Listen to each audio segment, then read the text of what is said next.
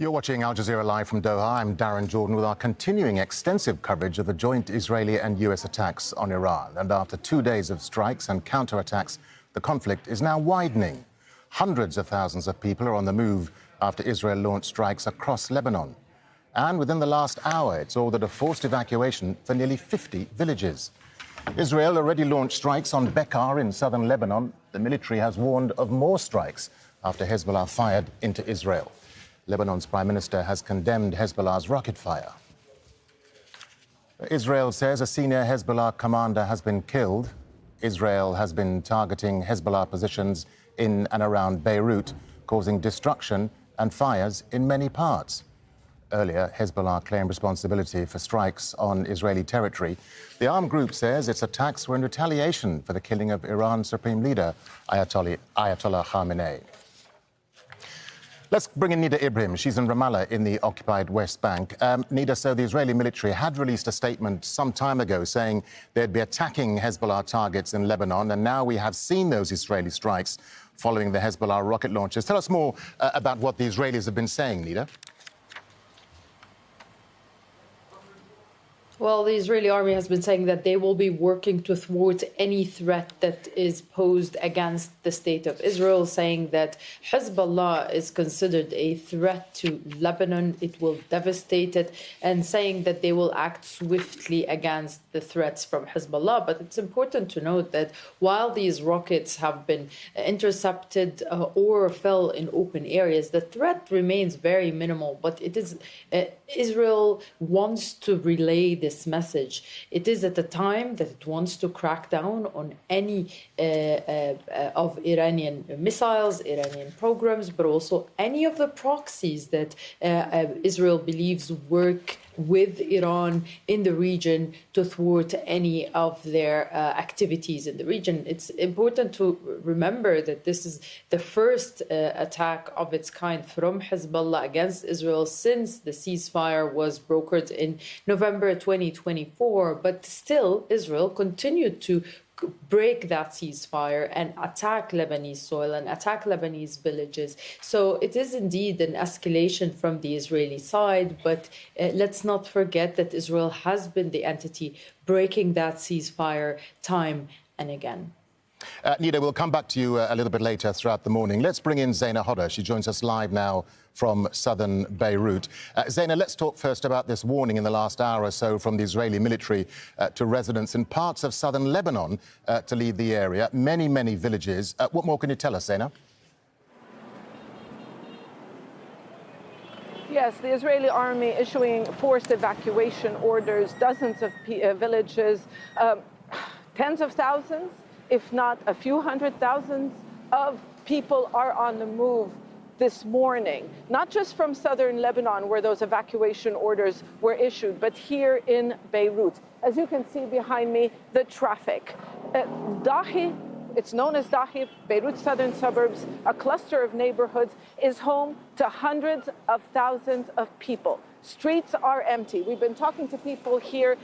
Everyone is packing what they can and making their way to what they believe will be safer areas. Beirut's southern suburbs is considered a stronghold for Hezbollah. It has been repeatedly attacked during the last war in late 2024 and on a number of occasions since that last war, and despite a ceasefire that came into force in November 2024, a one-sided ceasefire which Israel has not respected, continuing to carry out attacks, accusing Hezbollah of rearming, accusing the Lebanese state of not doing enough to disarm the group. So you can see the chaos. It's the early hours of the morning. It's also Ramadan, when people fast during daylight hours. The people, they're supposed to be having their final meal before fasting today. Instead, they are looking for shelter. I've been speaking to them. This scenes, we saw the same scenes back in September 2024, where people were sleeping in their vehicles. The government, this is a cash-strapped government that cannot help its population. There isn't enough money in this country to be able to house these people. So, you see people are tired, they're concerned, and they're worried They're worried whether or not, this episode, if you like, is now over, or will there be a sustained Israeli aerial bombing campaign against areas where Hezbollah has influence. Zaina, we're also hearing that a senior Hezbollah leader has been killed in those Israeli strikes. What more do we know, Zaina? Well, the Israeli army saying that they targeted the senior leadership of Hezbollah. At the moment, we cannot confirm that, but there are rumors, there are reports, several names being circulated on social media. It's very difficult for us to confirm at this time.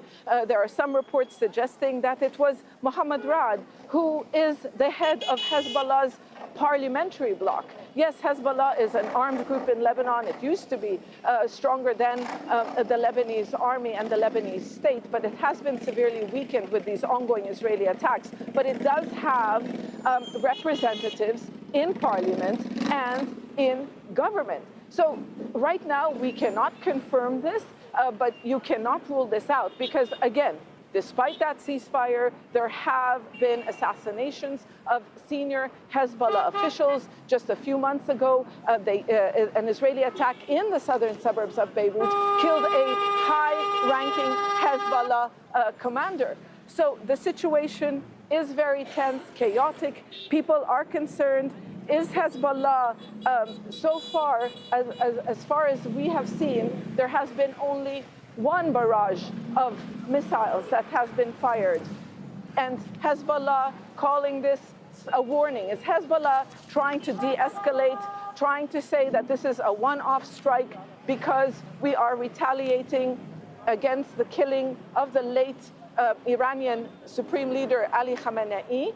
Or are they trying to de-escalate, and how will Israel's response be? We're getting reports now that the Lebanese cabinet, there's an emergency session in 3 hours from now. The Lebanese government, of course, has been trying to keep Lebanon out of this regional conflict, repeatedly calling on Hezbollah not to launch what it calls a new adventure because back in October 2024, Hezbollah opened up a support front for Gaza. So Lebanese officials were telling Hezbollah, don't open up a support front for Iran because it will threaten the security in this country. So an emergency session of the Lebanese cabinet, but the Lebanese cabinet and government is weak. It is not clear what it can do to prevent Israel from escalating this conflict. A few days ago, the Lebanese presidency issued a statement and said that the U.S. envoy informed Beirut that Israel has no intention of escalating attacks in Lebanon unless there's a hostile action coming from Lebanon. So again, this country finds itself at a turning point, a crossroad, and all these people really don't know what their fate will be in the coming hours or even in the coming